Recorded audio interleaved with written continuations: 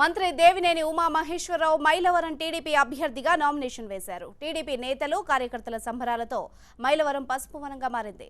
భారీ ర్యాలీతో దేవినేని ఉమా నామినేషన్ దాఖలు చేశారు. వరుసగా 5వసారి గెలుపుతో ఉమా చరిత్ర సృష్టించడం ఖాయమంటున్నారు టీడీపీ నేతలు కార్యకర్తలు.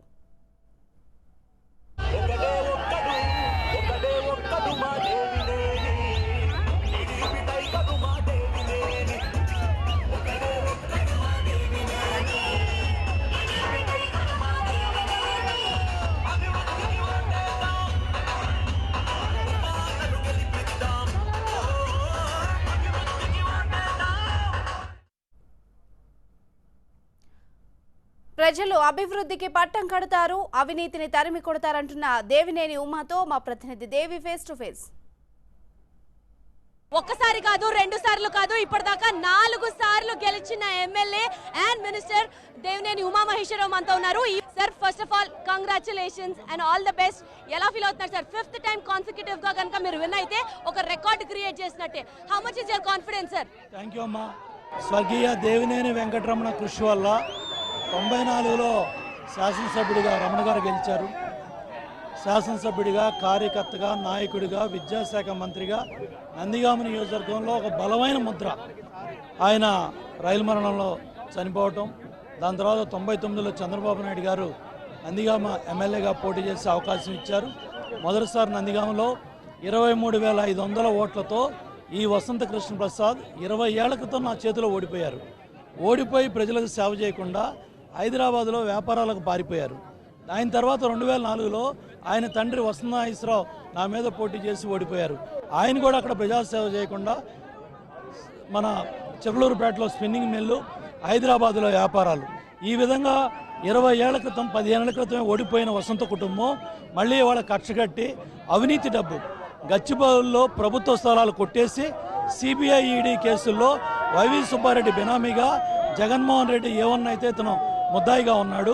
ఇవాళ ఇటువంటి ముద్దాయి వచ్చి కేసీఆర్ పంపిస్తే ఇతను చేసుకునే వ్యాపారాలన్నీ కూడా హైదరాబాద్లో రియల్ ఎస్టేట్ వ్యాపారాలు, వాళ్ళ అనుమతుల కోసం, వాళ్ళ బిల్డింగులు ప్లాన్లు అనుమతుల కోసం కేసీఆర్ పంపిస్తే, జగన్మోహన్ రెడ్డి పంపిస్తే ఇక్కడికి వచ్చారు. ఇవాళ 3వసారి మైలవరం ప్రాంతానికి రావడం జరిగింది. హ్యాట్రిక్ ఎమ్మెల్యేగా మైలవరం ప్రజలు గెలిపించారు. 4వసారి పోటీ చేస్తే జలవనరుల శాఖ మంత్రిని చేశారు. ఆ విధంగా ఈ ప్రాంత ప్రజలకు రుణపడి ఉన్నాను.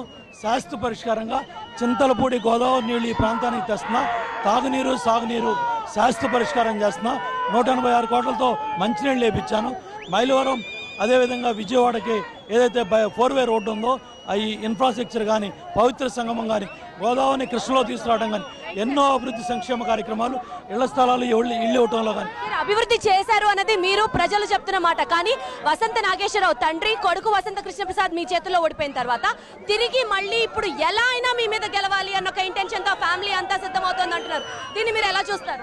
అభివృద్ధి సంక్షేమం ఒక పక్క, అవినీతి డబ్బుతో ఇవాళ మా మీద పోరాటానికి వస్తున్నారు.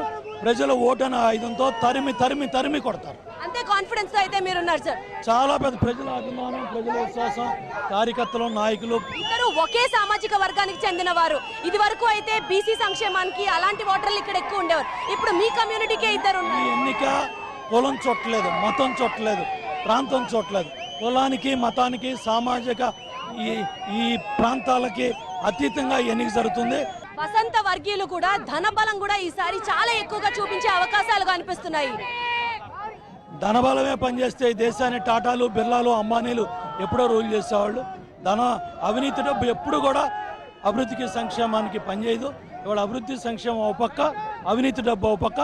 డెఫినెట్గా ప్రజలు పెద్ద ఎత్తున తరిమి కొడతారు. సో మొత్తానికి అభివృద్ధికి చూసే ప్రజలు ఓటేస్తారు అన్న ఒక కాన్ఫిడెన్స్ తో అయితే దేవినేని ఉమా మహేశ్వరరావు స్పష్టంగా చెప్తున్నారు. అండ్ అలాగే అవినీతితో సంపాదించిన డబ్బుతో ఎవ్వరూ పదవులు కొనలేరు, యాజ్ వెల్ యాజ్ ప్రజల మనసుల్ని పొందలేరు అన్నది స్పష్టంగా చెప్తున్నమాట. కెమెరా పర్సన్ అశోక్ తో దీప్తి, TV9 మైలవరం నుంచి.